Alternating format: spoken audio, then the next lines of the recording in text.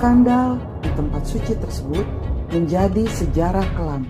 Pengabdian dan pemujaan yang menyimpang telah mencoreng kesucian. Biara telah disalahgunakan demi memenuhi hasrat manusia. Bagaimana kisahnya? Saya akan bahas di sini.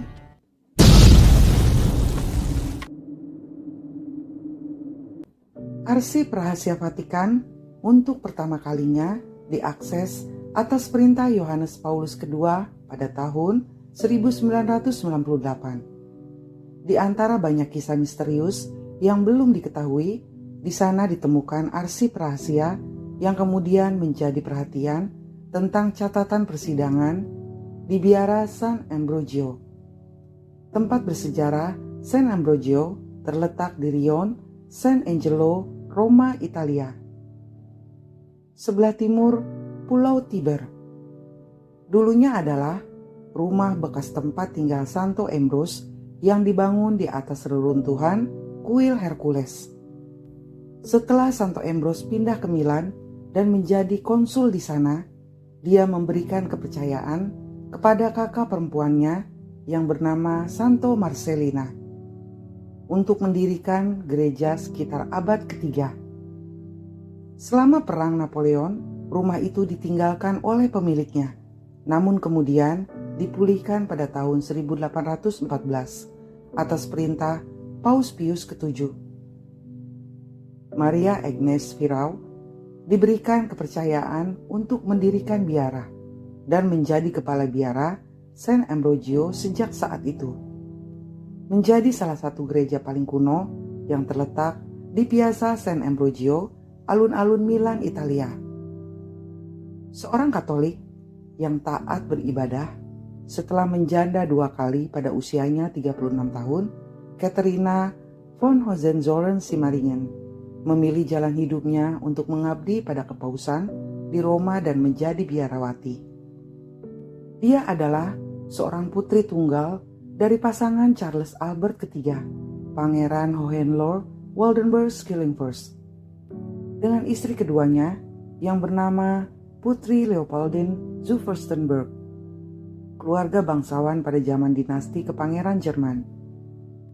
Caterina pernah menikah 2 kali dengan status cerai mati. Suami ke-1 dan suami keduanya meninggal tanpa memiliki anak dari suami-suaminya. Pada suatu hari, seorang kepercayaan Caterina bernama Kardinal August Research merekomendasikan agar dia bergabung dengan biara komunitas San Ambrogio. Suster Firau sebagai kepala biara bisa dikatakan dia adalah orang visioner yang unik. Dia suka berjalan berkeliling dengan topeng besinya yang berisi 52 paku melingkar pada topengnya. Menurutnya itu adalah bagian dari menutup diri dan menjaga kesucian. Dia mengaku bagaikan mendapatkan penglihatan ajaib dan menerima keajaiban pada tangan, kaki, dan sisi tubuhnya. Hal tersebut menjadikan anggapan bahwa dia adalah sosok yang suci, hingga para uskup dan kardinal pergi ke San Ambrogio hanya untuk berdoa di kakinya. Bagi mereka, dia adalah orang suci yang hidup yang disebut dengan nama Beata Maria. Ketenaran dan kesucian dari biara San Ambrogio memperkuat keyakinan Caterina untuk bergabung menjadi biarawati di biara San Ambrogio. Dengan antusias dan bahagia, melupakan kesedihan setelah kematian suaminya, memegang teguh keyakinan menjadi wanita yang taat, di usia 30 tahun lebih, Caterina datang ke San Ambrogio pada bulan September tahun 1858. Biara itu dipimpin oleh suster kepala bernama Suster Maria Luisa yang reputasinya sebagai orang suci. Para bapak pengakuan Yesuit untuk para biarawati San Ambrogio mendukung klaimnya bahwa dia mendapat penglihatan tentang Kristus dan orang-orang kudus lainnya. Dia juga mengatakan bahwa dia menerima hadiah dari surga yang termasuk seikat rambut Bunda Maria dan surat tulisan tangan dari perawan Bunda Maria. Dia juga mengaku telah menerima cincin permata yang melambangkan pernikahan dengan Yesus. Terakhir, dia mengklaim surga memberikan bau surgawi pada tubuhnya, sehingga tubuhnya wangi aroma bunga mawar. Katerina melalui hari-harinya dengan memperdalam ilmu agama di biara, dengan dipimpin oleh Suster Maria Luisa sebagai kepala suster. Namun banyak hal janggal dia temui selama di dalam biara tersebut. Hal pertama yang dia perhatikan dan membuatnya bingung setelah mengetahui kebenaran tentang ibu kepala Suster Maria Luisa yang tidak mengendalikan apapun, dan dia adalah seorang wanita muda usia 26 tahun berparas sangat cantik. Padahal seharusnya kepala biarawati memiliki tanggung jawab penuh dan seorang novis yang usianya lebih berpengalaman. Dalam aktivitas spiritual, Suster Maria Luisa tidak menunjukkan perilaku sebagai seorang santa. Dia jarang menghadiri kebaktian kepel dan dia makan daging pada hari Jumat. Yang paling aneh, mencurigakan sekaligus mengerikan, para biarawati di sana sering melihat Suster Maria Luisa menyambut Pastor Giuseppe.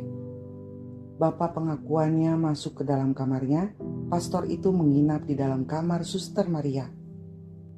Tak hanya Pastor Giuseppe, ada pula seorang pria warga negara Amerika yang meninggalkan istrinya dan anak-anaknya di Amerika Serikat hanya untuk menghabiskan waktu bersama Suster Maria di kamar tidurnya. Diketahui pula bahwa Suster Maria Luisa tidak hanya melakukan upacara inisiasi lesbian, tetapi juga hubungan jangka panjang dengan beberapa suster lainnya dan mengharuskan setiap suster di biara untuk tidur bermalam bersamanya. Tak hanya fenomena biarawati suci Suster Maria Luisa, bahkan Suster Firau juga melakukan tindakan seksual dengan bapak pengakuannya. Sebagai alibi tindakan seksualnya, dia membuat luka pada anggota tubuhnya yang diklaim sebagai luka ajaib Kristus. Keanehan demi keanehan telah diketahui oleh Suster Katerina. Bahkan banyak hal lebih parah lainnya yang tidak bisa saya ucapkan dalam konten ini. Setelah menyadari bahwa para biarawati di San Ambrogio terlibat dalam pemujaan sesat, kemudian keributan argumen pun terjadi.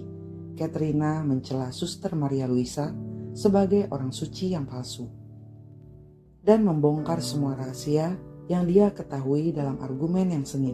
Awalnya Katerina mengira bahwa Pastor Giuseppe Lazzaroli akan bertindak netral. Namun kenyataannya setelah mengadu, Pastor Giuseppe Lazzaroli membela Suster Maria Luisa dan menyangkal semua tuduhan Katerina dengan mengatakan bahwa Katerina terpengaruh oleh iblis, mengalami delusi dan pikiran yang tidak murni. Lazzaroli mendukung penuh Suster Maria Luisa dan bersikeras percaya akan kesuciannya. Dengan demikian, akhirnya keributan pun mereda. Suster Katerina mengalah dalam perdebatan itu. Dengan menggunakan kecerdasan akalnya, Suster Katerina mulai mendokumentasikan para biarawati San Ambrogio. Dia mencatat segalanya dan apapun yang mendukung klaimnya bahwa kepala pendeta adalah seorang penipu, termasuk surat-surat dari Perawan Maria yang sebenarnya ditulis oleh biarawati muda lainnya. Suster Maria Luisa telah menggunakan surat-surat suci palsu untuk menuntut hal-hal yang dia inginkan selama di biara. Penemuan lainnya adalah cara Suster Maria Luisa memperoleh perhiasannya, meskipun dia mengaku bahwa uang itu diperolehnya melalui sarana ilahi. Sebenarnya perhiasan itu dibeli dari dana biara yang dia gelapkan. Tak hanya itu, Suster Katerina pun mendokumentasikan ritual inisiasi lesbian yang dipaksakan bagi para suster baru yang memasuki biara. Suster Maria Luisa mewajibkan setiap gadis di biara untuk berhubungan intim dengannya sebelum mereka dapat mengucapkan janji sumpah kekal mereka. Kepala pendeta juga menyukai beberapa gadis di biara, dan bagi mereka hubungan seksual tidak berakhir pada malam inisiasi, sebuah perayaan ritus yang menjadi tanda masuk atau diterimanya seseorang di dalam sebuah kelompok atau masyarakat. Dan Suster Maria Luisa bertugas tetap menjaga gadis-gadis tersebut sebagai kekasih jangka panjang alias para boneka untuk eksplorasi seksual. Suster Katrina tipe orang yang kritis. Ketika Suster Maria Luisa merasa muak dengan campur tangan dan keluhan dari Suster Katrina, dia berlaga bagaikan peramal nasib, mendapat penglihatan ajaib yang meramalkan kematian Suster Katrina. Beberapa hari kemudian, Suster Katrina pun jatuh sakit. Tentunya hal tersebut membuat para biarawati lainnya semakin patuh, tunduk, dan percaya kehebatan Suster Maria Luisa. Katrina yang sakit akhirnya dirawat oleh biarawati lainnya yang lebih senior. Dia yang sudah lama tinggal di biara itu kemudian menceritakan pada Katrina bahwa Suster Maria Luisa telah mendapat firasat yang sama tentang 3 biarawati lainnya sebelum Katrina ada di biara itu. Dan ketiga wanita tersebut telah meninggal dunia. Namun Suster Katrina bukanlah orang yang bodoh. Dia yakin Suster Maria Luisa telah meracuni para biarawati yang kritis dan kontra terhadap tingkah lakunya. Sejak saat itu, dia menolak makan ataupun minum obat yang diberikan oleh biara. Hingga akhirnya Katrina memutuskan untuk keluar dari biara. Suster Katrina membutuhkan waktu cukup lama untuk mengirim surat memo secara sembunyi-sembunyi kepada sepupunya, Uskup Gustav Adolf. Isi memo itu, "Selamatkan aku." Uskup yang menerima surat itu bergegas pergi ke San Ambrogio untuk menjemput Katrina dan membawanya ke tanah miliknya di Tivoli. Di sanalah dia dipulihkan dan berbagi kisahnya dengan bapak pengakuan lainnya yang bernama Maurus Walter. Walterlah yang membantu Katrina menyampaikan keluhannya ke kantor suci dan mengungkap aliran sesat yang tersembunyi di bawah kedok biara Katolik. 1 bulan setelah Katrina keluar dari biara dan pulih dari sakitnya, dia membongkar kehidupan yang ada di dalam biara San Ambrogio.